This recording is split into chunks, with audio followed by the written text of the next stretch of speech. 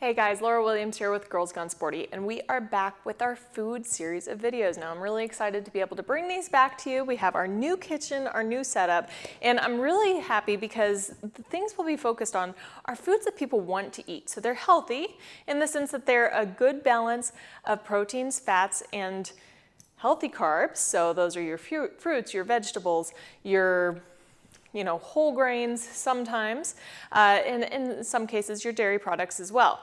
And so tonight we'll be working on taco soup. Now I love taco soup because taco soup is quick, it's easy, it's versatile. You don't have to have everything I have here. I have some alternatives. You have some stuff that you can add that I'll give you options for as well that I don't have because I'm literally just making this soup from what I had on hand. So it's a beef soup. I'm using grass-fed ground beef, and I already have it in my pot, if you can see it right there, and with just a hair of olive oil in there to keep it from sticking on the bottom. Even though this is a non-stick pot, you know how that goes. After a while, they don't work as well. So I went ahead and turned on my burner, and I'm gonna start browning this meat. Now, I do this in a one-pot type of situation. So I know a lot of people might want to brown your beef separately in a different pot and then add it into the big pot for the soup. But you know what? I figure why dirty two dishes? I'll just go ahead and brown my beef in my one pot wonder over here. Now as that starts heating up, because I just turned it on, it's going to take a second, so I'm getting it a little stir crazy here. I'm going to be sipping on wine, so if you have wine at home too, feel free to sip on it. It's great with beef. Now I want to say I use grass-fed ground beef mainly because I don't like the idea of getting secondhand antibiotics or other medications or GMO corn from the beef that I eat. You can choose to use whatever kind of beef you prefer. This is an 85-15% fat and meat variety. But again, you can choose a leaner variety if that's your choice. I will say I became a believer in grass-fed ground beef after eating it once. Not only do I think it's probably better for you, but it also tastes better. Like it just tastes better. So why not do something that's good for you and tastes better? I know there is a cost factor there, so I get it. I'm not someone who will be like, you have to have this. No, you do what you can. Do the best you can. All right, so that's gonna keep browning up. I'm gonna take you through a little bit of what we're gonna do here. So as the meat browns and gets cooked, I'm gonna add some spices to it. And I'm gonna start with just a little pepper. I do not add salt, and here's why. Because I used canned goods as part of the soup, just to make it easy and quick, the canned goods have a lot of salt in them anyway. And I figure why add salt to something that's already gonna get some sodium content, and it'll taste delicious either way, so it's not a big deal. I also go ahead and add garlic because I add garlic to everything. Garlic's like my fave. And frankly, I add a lot and I never measure anything. So I know some people are going to be driven crazy by that. I just don't.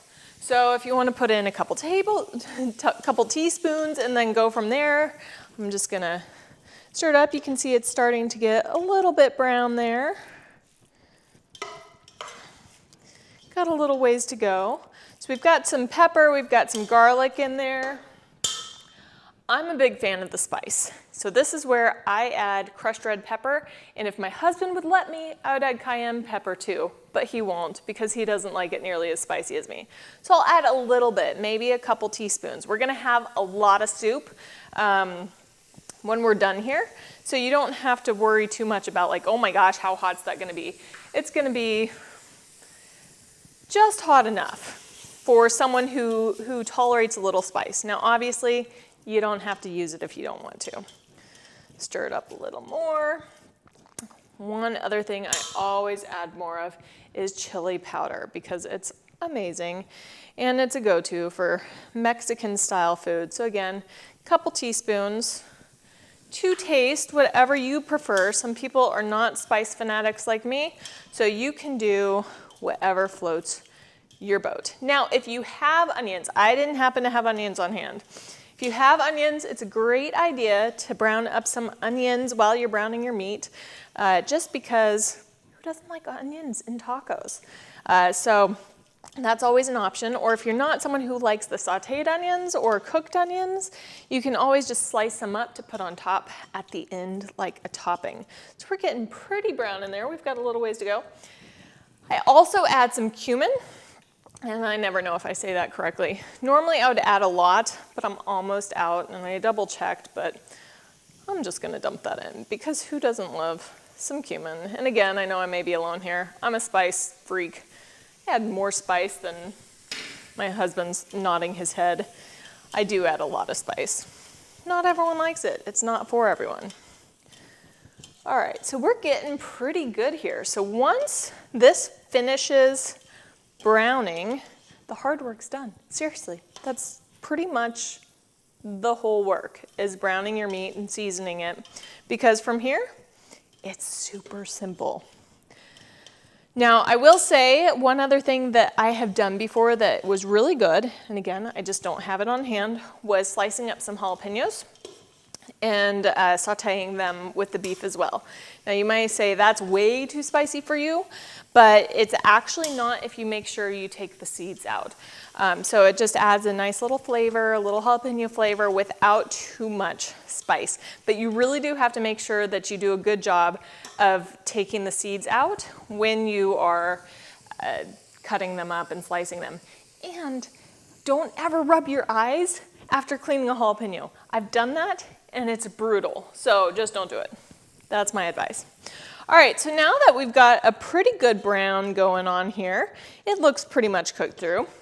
I'm gonna take the next step and add beef broth. Now, I use an organic beef broth. Again, I just don't even want to risk the idea of getting antibiotics from the meat that I eat and the meat byproducts that I eat, like beef broth. But that is really up to you. This is 32 ounces that I'm adding here, so I'm going to add the whole thing.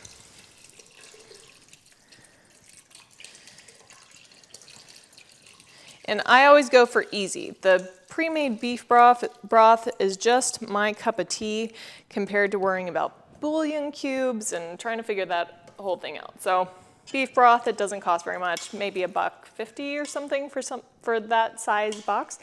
So I'm going to just stir here a little bit. And this is where things just start to meld together. The flavors are good. We've got the beef and the beef broth. Then I just take some tomatoes. 2 cans of tomatoes, just dump the whole thing in, because tacos aren't tacos without the tomatoes. And if you like corn, I really searched high and low in my grocery store for an organic can of corn, because again, I don't want to eat genetically modified and or whatever big agriculture is doing to our corn. I don't really want to eat that. So like the only corn I eat is organic popcorn or any type of organic fresh corn. If you can find, if you don't care, which is completely fine by you, you can just use a can or 2 of corn if you want to add that to this. But you can also, if you have it, add some organic corn. It's just, I personally have not been able to find any cans of organic corn. So we're just gonna kind of let that sit for a second. So now we've got 2 cans of diced tomatoes, we've got our beef broth, and we've got our ground beef with the seasonings. Just kind of let those flavors start to meld. And if you can see here, we have a nice bit of soup already starting to form. A good amount, so you can feed an army with something that's cheap, relatively cheap, and delicious. I know that some people add even kind of the sliced black olives to their taco soups. Again, you can have the sauteed onions.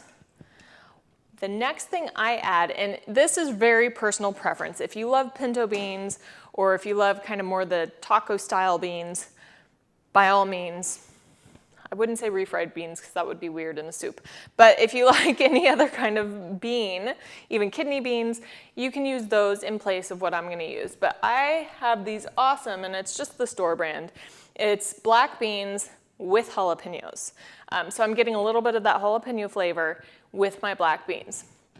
So I'm just going to, and this is where the whole sodium thing came in. So I'm sure this is loaded with sodium, and that's why I don't add anything extra. I'm just gonna go ahead and dump the whole can in there, not even rinsing it. I'm living on the edge. So I'm gonna go ahead, stir that up just a little bit more. Guys, we're almost done. This is how easy this is. Take the second can of beans, pour that in there, same thing. Stir it up a little more again. And that is like quite literally what I put in my taco soup. There is not much to it. So I'm gonna turn up the heat a little bit more because I want these flavors to kind of mesh a little bit better. Take a sip of my wine.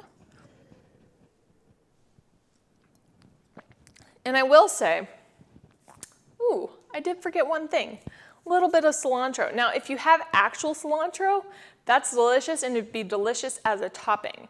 I don't have any cilantro at the moment, so I have some dried cilantro. And this is one thing I've done. Two things I've done that I, again, don't have, is I sometimes add lime juice to the actual mix as well, which is delicious, adds just a little bit of tang to it. And then I add some cilantro, dried cilantro to the mix. I just kind of shake some in there. Gives it a little bit of added flavor. I've done this every time and it tastes good. But if you have fresh cilantro, by all means, feel free to slice some up and either drop it in the soup itself or just put it as a topping at the end. I'll let that continue to mesh and meld for a minute. I'm gonna grab the lid, set that on top, and talk very quickly about the toppings. Now, the toppings make the food, I will tell you. This, very quickly, if you can see that there, these are the toppings that I'm gonna put onto the soup. If you can see that there. I can put these onto the soup once it's done. So I have elected for avocado, which is delicious. I've elected for some cut up spinach if you prefer lettuce or again cilantro or anything else. I just like adding a little green on top for flavor. We've got some cheese, and this is Tillamook cheese, which I swear by. I think it's absolutely the best in the world. I didn't have shredded cheese on hand, didn't feel like shredding it, so I just cut up some cheese there. And then I've got these little chip crumbles, which they're actually full chips. I just crumbled some chips up. Now these are fantastic, and I know they're a local brand, and I will grab the bag just so you can see those real quick. Now this is from Central Market, which is a company that's here. It's part of HEB, which is a local South Texas, Central Texas grocery store. And these are delicious. So they're organic corn chips. So again, I only eat organic corn personally. And they're a veggie and seed blend. So you actually have some beets and seeds and all sorts of good things in here. They're still chips, so you don't want to go overboard, but it's not a bad option. All right. So once this is done, oh, one other thing I have is full fat Greek yogurt. And I know some people are going to be like, oh, full fat. I'm not scared of little fat. Fat, overall, the studies have shown, isn't going to give you heart disease. It's a combination of an unhealthy lifestyle that incorporates primarily more sugars, those highly processed, highly refined foods, the really, really bad for you trans fats, all those types of things are the things that are going to contribute to potentially those chronic diseases. So a little bit of full fat Greek yogurt tastes delicious, an awesome substitute for sour cream. Just put a little spoonful on top, mix it in. Oh, the soup is divine. It really, really makes the soup. I'm gonna mix this a little more, and we are pretty much done. So I'm gonna serve some up here and show you how I top it. Grab my ladle and my bowl. And I am someone who really likes the brothy part of soup, so I don't overdo it with the, stuff that's in the soup, because I like drinking the broth. So a nice big scoop there. Add some broth. Maybe add a little bit more of the soupy soup. All right, and then I'm gonna add a little bit of cheese, because the cheese will melt. A little bit of the green stuff. Some avocado, because it's delicious. Who doesn't love avocado? Some chips. I'm going all out here, guys. And finally, a dollop. That's really all you need. It's gonna be plenty. I'll add a little more just because it's delicious. Of your Greek yogurt. That is a fantastic taco soup. Can you see it there? Can you see it there? Perfect. That is a fantastic taco soup. It's going to taste delicious. I can't resist. I'm so hungry. I've been hungry for hours. So I'm gonna go ahead and mix that up a little bit and enjoy it.